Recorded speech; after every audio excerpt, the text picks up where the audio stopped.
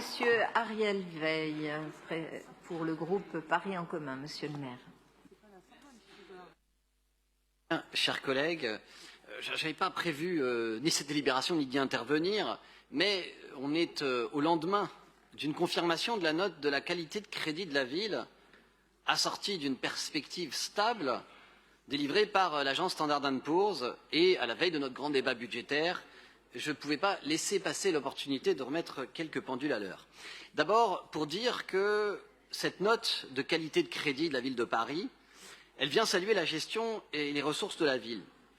Pendant les mois derniers, pendant des mois, alors qu'il y avait des pistes, il y a des pistes à proposer pour faire des économies, la stratégie de l'opposition parisienne a tenu en un diptyque. Ne proposer pour l'essentiel que des dépenses supplémentaires et en même temps accuser la majorité de gabegie. Et en faisant cela, je vous le dis, chers collègues, vous avez effectivement réalisé un doublé en associant l'irresponsabilité à l'incompétence.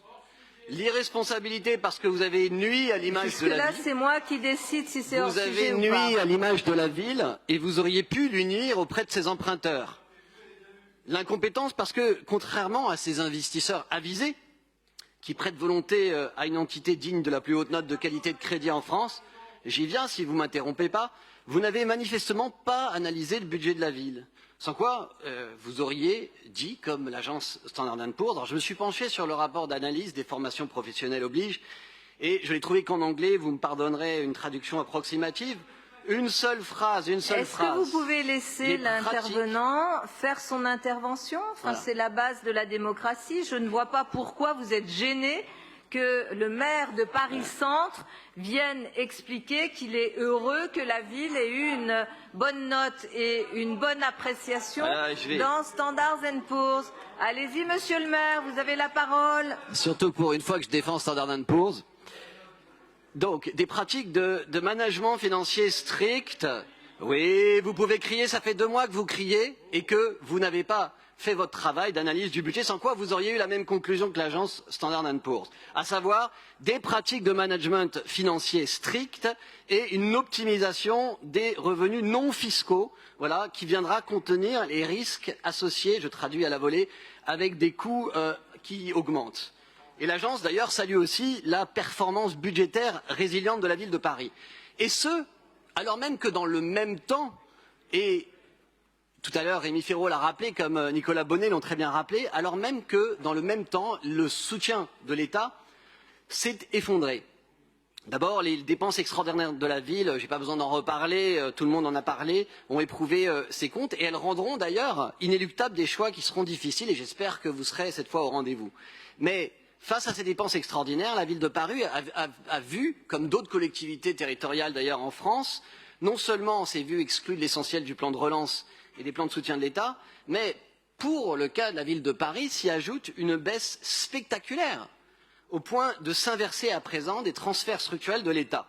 En seulement 10 ans, c'est les chiffres que j'ai trouvés, de 2012 à 2022, les dotations se sont effondrées de 60%. On est passé, je crois Nicolas Bonnet l'a dit tout à l'heure, de 1,3 milliard à 500 millions.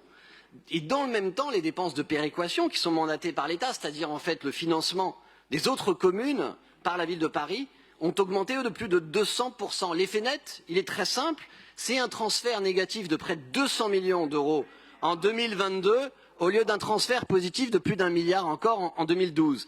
Et dans ce contexte, eh bien oui, c'est de bonne gestion, et c'est aussi une mesure d'équité que la ville, notre municipalité, cherche à augmenter ses recettes de manière intelligente et responsable en procédant à la valorisation des baux que détient l'État sur des emprises dont la ville est propriétaire. Et je voudrais terminer en disant une autre chose. Si la santé de la ville n'a jamais été un sujet pour ces investisseurs qui votent, eux, je vous le rappelle, avec leur argent en prêtant à la ville, eh bien, c'est aussi parce que son bilan est remarquable. Oui, je parle du bilan.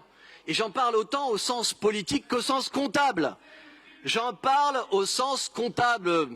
Vous ne connaissez pas, visiblement, l'analyse financière, sans quoi vous auriez vu quand vous ne parliez que de la dette depuis des mois, que de la dette qui a monté de quelques milliards entre 2014 et 2022, vous auriez vu que dans le même temps, les actifs de la ville ont cru sans aucune commune mesure avec la croissance de la dette. De 2014 à 2020, nous sommes passés de moins de 25 milliards d'euros, de 20 ou de 25 milliards à plus de 40. Alors, ne vous étonnez pas que les investisseurs aient confiance dans la qualité de crédit de la ville.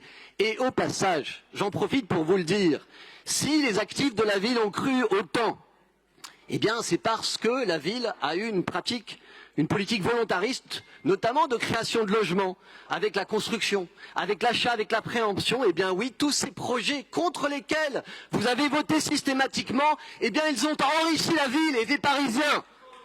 Et nous continuerons. Merci. Merci beaucoup.